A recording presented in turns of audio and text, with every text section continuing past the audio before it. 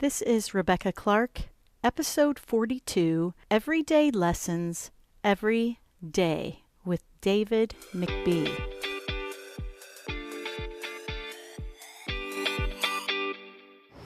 This podcast is for anyone that knows they haven't yet found and offered up their best work, but are compelled to seek it out and do it. Are you ready to move your desk?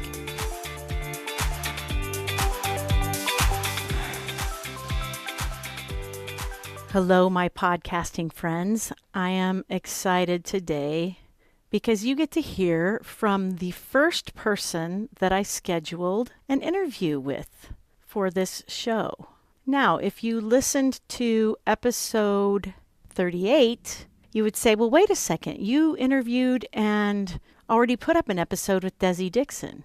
And you would be right, because I interviewed Desi about an hour or two before I interviewed David. But David was the actual first scheduled podcast interview. And that's really important because if you've listened to my prior episodes, you know that I wanted a little alone time to just share up all of these pent-up thoughts and stories over the years. However, as a result of a sequence of nudges, here we are. And I'm grateful to Jody Oliverson for reading David's book and introducing me to him, because it's wonderful to be connected with like-minded people who are seeking to do their best work and become their best selves.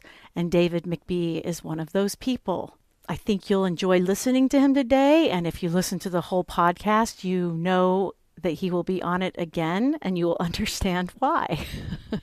And so, without further discussion, I'll let you listen to the great episode I had with David McBee, who has a new book out called Everyday Lessons, Every Day. Enjoy. I'm so glad that we got connected, and it's so interesting. I have an episode about a sequence of nudges, and I think this was a sequence of nudges because a person, Jody Oliverson, read a book and he loved it, right? And you know the name of that book, and I'll let you share that in a minute. But after he read the book, he had seen me posting a couple of my podcast episodes on Facebook. And then he was in another group on Facebook, and he saw you post saying, hey, I'm ready to share my book with more people, and I'd love to be on a podcast or something. So then Jody emailed me, and he said, hey, this book really helped me and changed my life. I think that this would be a great person for your podcast. And of course, I'm always interested in books that change people's lives. And then when I started reading your book, thank you for providing me a copy, that I realized that you are someone that's actively seeking to change your life and learn and grow. I'm like, well, that's perfect for anyone that wants to move their desk, mentally or physically or whatever. They're trying to make changes to up their game, do their best work, whether that works at work or at home or wherever. So welcome to the show. And I'm going to let you share your name, your book title, and anything you want to share about your journey to kind of start us off on why we're even talking here today. Okay. Well, my name is David McBee. The name of the book, as you know, is Everyday Lessons, Every Day, A Journey from Grumpy to Grateful. The book came about because I got to a point in my life where I was having some career success, some financial success. It was coming at a bit of a cost to my family life, to my relationships. Specifically, what happened was I was getting really irritated about every little thing. And the more people who have read my book, I've realized that's not unique to me. Like, people get irritated at people leaving lights on or dirty dishes in the sink or socks on the couch, the strangest things. I was really picking at my family. Pick. And I thought, man, if they would just do what I tell them to do or what I ask them to do, everyone's lives would be so much easier. And that is not productive. So one day I was heading out of town for a business trip, and they were all sitting around the island there in the kitchen. And I was like, bye, guys. And they all barely even looked at me. They were like, bye, Dad. Have a good trip. And I walked out the door, and it's about an hour drive to the airport. And the whole way there, I was like, that stung. That was painful. And then I got on the plane and in the air. And when you're when you're in the air, and this was before they let you look at your phone while you're taking off, there's that moment when you have to unplug from the radio and your computer and your phone. And I just got to thinking, they're happy that I'm gone. And that was kind of a painful realization. So I decided that I needed to make some changes. And that's where the story kind of begins. Yeah, that's what I really liked. It's really well organized to follow your journey. And I think that's something that, I don't know if I talked about it yet in the podcast. I had it planned. It's so often you hear these kind of rags to riches journey kind of. Yeah, you talked about that. Like, I was in my car and then I make $1 million a year. And you're like, whoa. Where's the 1 year in between? I need the details of what was the first thought you had when you opened the car door for the first time and didn't return to sleep in it? What was the next step and you kind of separate that out in the book and go through these steps that you went through. And what I really liked is you decided to do this, like you shared the little experience with the airplane just now, but it wasn't a catastrophic event that led you to this. And I know catastrophic things are important. I mean, we're in the middle of a virus right now, but the ability to decide that without a huge event, just like a very perceptive moment when you noticed your family really didn't care whether you were there or not. Yeah, I kind of love that you caught on to that, because I think I've wanted to write a book for a long time. I wanted to get on stage and speak about how to improve yourself. But what I discovered was that almost everyone who wrote those books had overcome something tragic, or had something terrible happen in their lives, or they were on the verge of divorce, or they had a gun in their mouth, or they were diagnosed with cancer, and I was like, my life's pretty good. Like, who am I to tell this story? Because I didn't go from here to here. I went from here to here, and everybody's kind of here. Like, so I'm glad you appreciated that piece of it. Yeah. Well, it legitimizes that sometimes being in that kind of comfortable spot is the enemy of becoming our greatest self. That's very true. Because we have enough comfort. What I thought was interesting is throughout your story, you mentioned books as your primary source of learning and growth and change. Now, has it always been that way, or did you just kind of stumble upon that recently, or what's with that? No, when I was in my 20s, I got introduced to reading as a way of improving myself, specifically financially at that time, In fact, I remember the very first one I read was How to Win Friends and Influence People. Yeah. And I had this moment when I was like, I am so self-centered. Yeah. Like, I really, truly believe my life is the center of the universe, and I treat people that way. I wasn't a good listener. I always want to talk about myself. And when you see a group photograph, you look straight for yourself, right? These are some of the things I remember to this day. And reading that book changed me. In fact, on January 1st, every year for the next decade, I reread that book. Oh, that's great. As a reminder. Now, looking back, I've tried to read it again now, and it's not that great of a book. It feels very dated, and it's like obvious, stuff that's obvious. But at the time, it was the first one, and it made a big difference. And so I've been reading books like that my whole life. And when I read them, I have these wonderful moments. I'm my best self. And then I stop reading for a while and I revert to a not so wonderful version of myself. And I talk about it in the book. It's a lot like dieting, eating healthy, Yeah. You got to exercise every day. You got to eat healthy, and you feel great when you do it. But then when you stop doing it, you feel like garbage. And then it's even harder to get back to it. So when I decided I was going to go on this journey, I said, I'm going to do it. And I'm going to do it every day. Wow. Every single day, no matter what. And I think that's what made the biggest difference during this time period. It's almost like treating it like brushing your teeth, going to bed, like that kind of thing. Like, I personally wish I could just eat in January, brush my teeth in February, go to sleep in March, and then have the rest of the year awake and accomplishing. But that's not how it works, right? It's the daily habits. And that's what I appreciated seeing that thread throughout it. It's the habit, the daily habit that creates that continual change. One of the points you brought up was that as you changed yourself, you suddenly became extremely aware in wanting to change those around you. You shared some experiences in the book where you realize you have to be very careful as you're on the quest to change, and you recommend other people changing. It's really tempting when you read a book with a lesson that's like, my wife would love this.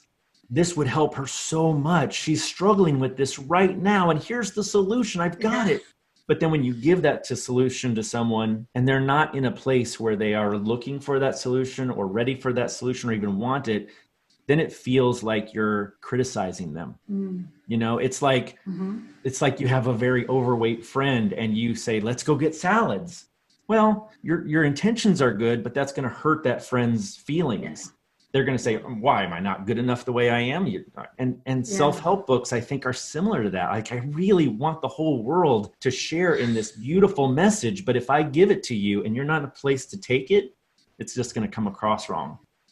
And so I think that was part of my problem, is I was asking my family to read these books and they felt criticized and they felt like I was trying to change them. In a way I was, but you know, out of good intentions. So I came to the conclusion that all I can do is change me, and I can write a book about it and hope people get the message that reading every day is a wonderful way of changing your life, but I can't force it on anyone else.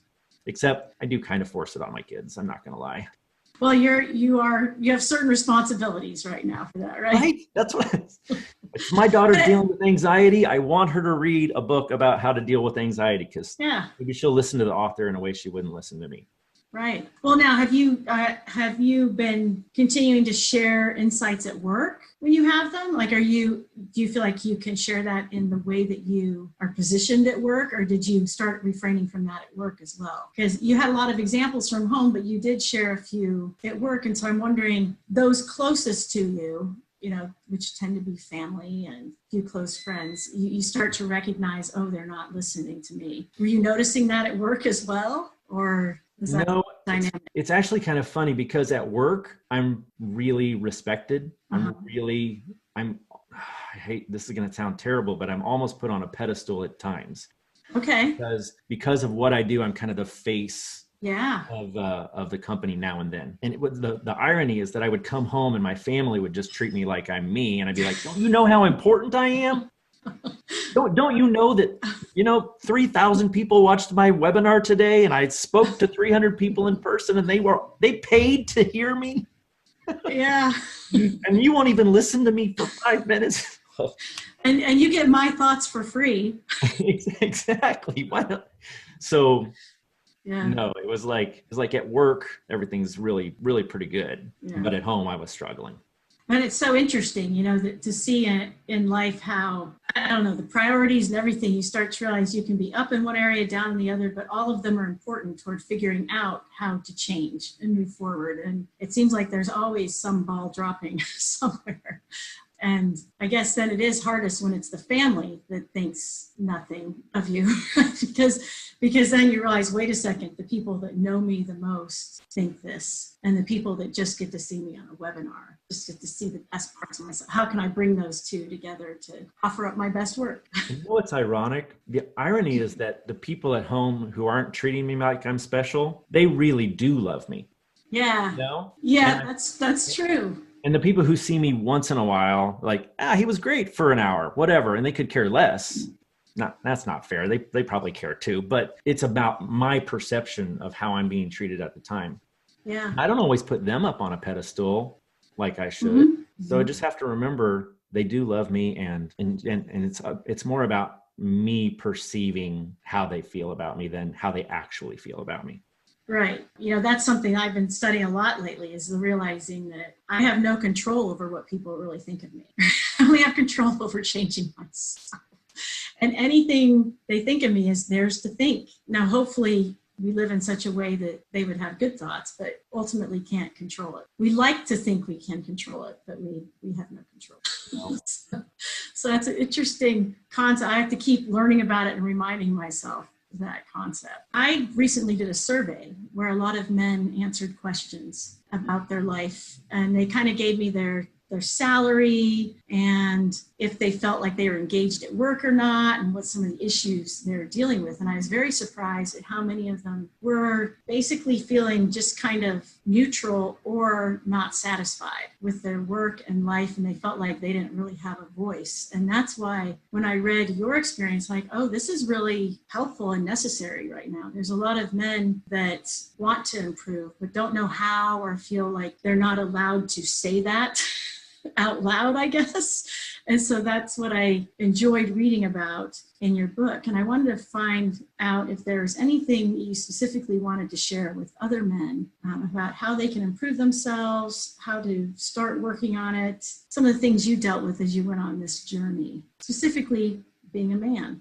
I think that the self-improvement genre as a whole is kind of aimed at women. Yes. After I completed writing the book, I picked up Girl, Wash Your Face by Rachel Hollis. Oh, okay. And I I thought, haven't read that yet. oh, it's so wonderful. Is it? I adore her. It was totally not written for me, right? Okay. She talks Sometimes about those are the best. things that are really for women. And it's totally and completely aimed at women. And I thought, man, we need a male version of this. And maybe even parts of my book kind of are, not to her level, of course. But so I started looking for more books that were for men. And I actually have one here in front of me. Oh, okay. I've never met this author, David H. Wagner, but he wrote this book called Backbone. Oh. Called The Modern Man's Ultimate Guide to Purpose, Passion, and Power. This is not a paid promotion. Did you mention this in your book? I didn't, because I didn't start reading this one until afterwards. Okay. I just heard it from somewhere and I thought maybe I did have one of the lessons in the book, but this one like knocked my doors off on occasion. Like he says things out loud that I don't think people should say out loud. Like it's in places it's vulgar, but in a way that men can relate to. Okay. But it's really honest. And I think it was very brave of him to write this book. So I've started looking for more and more books by men like that. I've got a brand new one called Daddy Saturday. I haven't even started it yet, but it's about a dad, wait, maybe I have it here. No, I don't have it handy, but it's on my to-do list. And that's part of my continued journey is not only to just keep reading self-improvement books, but self-improvement books for men, by men, for men. No, I think that's important, especially I'm around a lot of men that are dealing with struggles in life and work and are suddenly not valued at work, and to realize that there's not a lot of people they can turn to. And turning to spouses sometimes isn't the right thing. Like they need an external source to go to, feel like they can open up, that kind of thing. And so it's really interesting. You really nailed it. We can't turn to our spouses. As much as we'd like to be completely open and honest with them, it's our job to protect them. And when they see us worried or stressed, they also, my spouse gets worried and stressed, and I want to prevent her from feeling that way. So when I'm struggling, I turn to my dad usually. And now that my son is 19, he's an adult, I often turn to him for things as well. But I think David talks about men's groups, and I think men's groups are kind of gaining momentum where men get together in a safe environment and say what they need to say to each other. We're supposed to be strong and tough and hard. We're not supposed to ask for help. Which we've got to change that. We've got to change that. Women are becoming tougher and men can be softer. It's nothing wrong with that. It's in the world today right now, the women are getting a lot of attention. But in the process of that, there are a lot of men that don't fit the mold of what may have been the past, and men are struggling too. So I wanted to make sure, in fact, I'm going to be doing an episode specifically about men and sharing some of the thoughts that have come through. And I'm hoping to do more, especially as someone who's going into coaching, and I've worked with tons of men over the years and realized, oh, this is a group of people that are desiring help. And if there's a safe place to get help, it might not be me, but maybe at least through the process, I'll be connected to everyone that would be willing to be that help. And so I think your book really is one of those books that can be considered one of those books that men can turn to and get some ideas on how to move forward. And so what's been happening since you wrote the book? Have you, toward the end of the book, I love the chapters where, I can't remember, it's like chapter 29, I am changed. And then there's a couple chapters later, I am not changed. So it's a process. I know. I thought that was my happy ending chapter. Like, oh, this journey was fantastic. I did it. I got from here to here. Then I went a few days without reading and I was like, whoop, nope, nope. I'm the same old screw up that I was. What's been happening since? I'd love to say that the book's a huge success. And I'm like, the reality is that I self-published and my close friends have bought the book. I'm hoping that, conversations like this will extend to the reach of my words. I have a lot of responsibilities at my job that prevent me from taking the time that I should to, promote the book. I think the real answer to your question is I've continued to read a lot.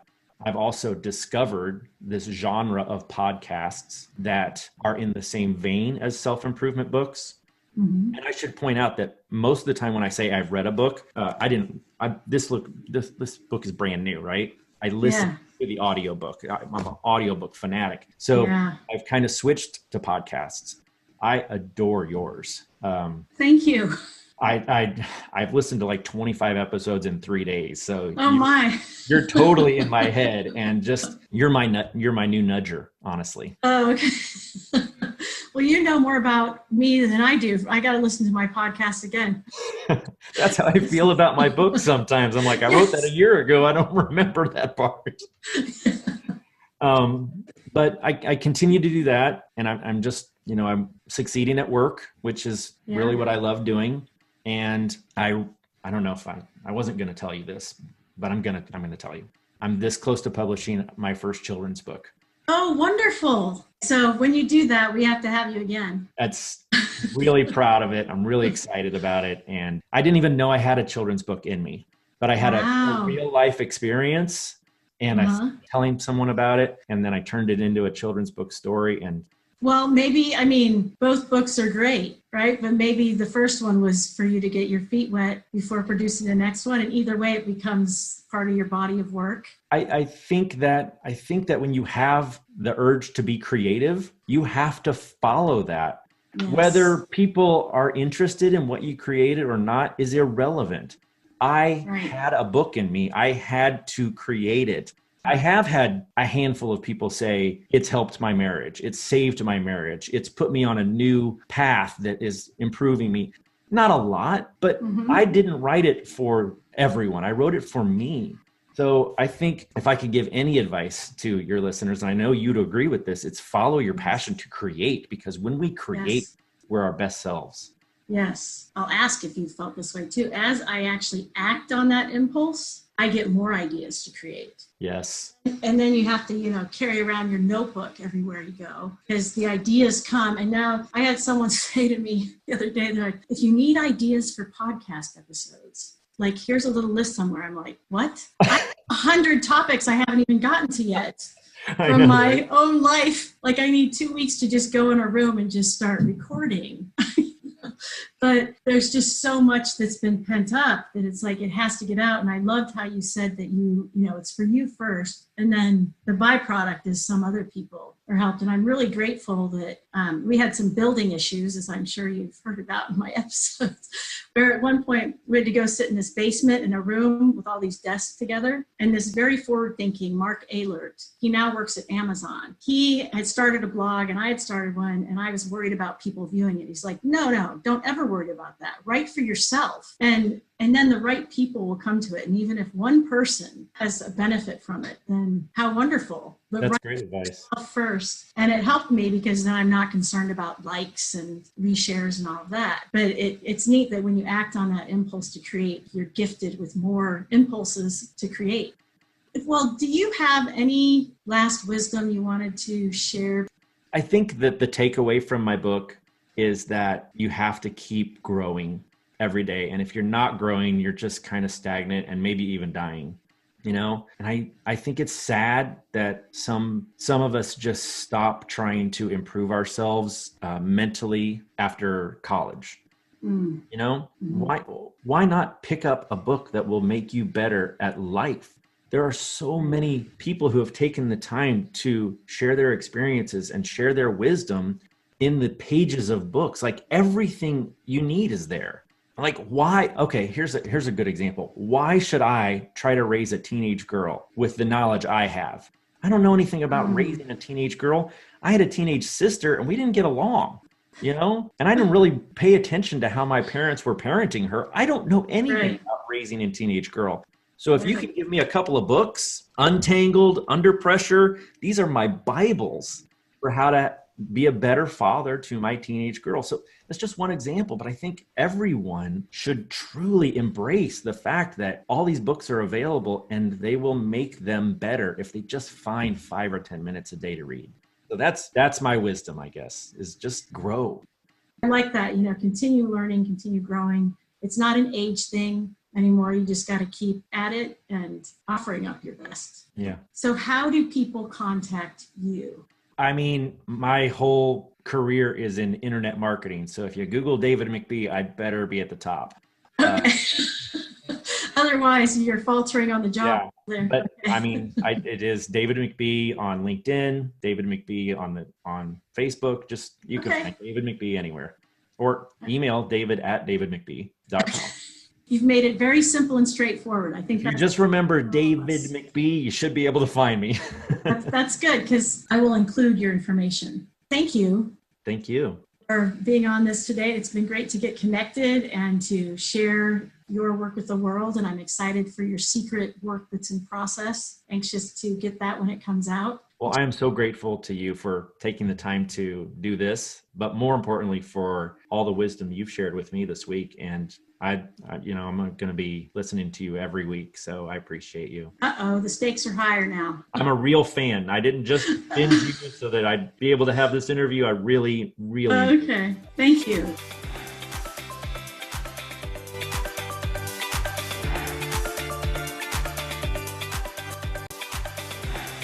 Thanks for listening to the show today. If you enjoyed it, I'd love if you'd write a review and share the show with your friends. Sign up for a weekly nudge at moveyourdesk.com. See you next Monday.